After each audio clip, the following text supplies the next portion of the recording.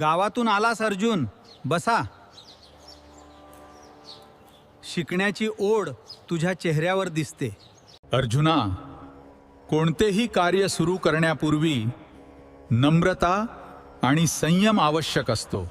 हां, गुरूंना विचारायची काय गरज. मी तर सर्वांत श्रेष्ठ आहे. धनुर्विद्येची स्पर्धा जाहीर झाली आहे. हां, मी स्पर्धेत भाग घेणार. एक कठीण लक्ष्य.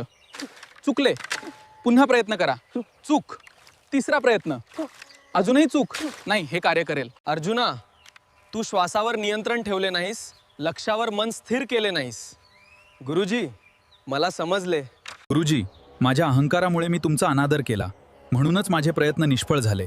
तुझ्या प्रामाणिक पश्चात्तापातूनच तुझे ज्ञान खरे ठरेल. गुरुचा आदर म्हणजे ज्ञानाचा आदर.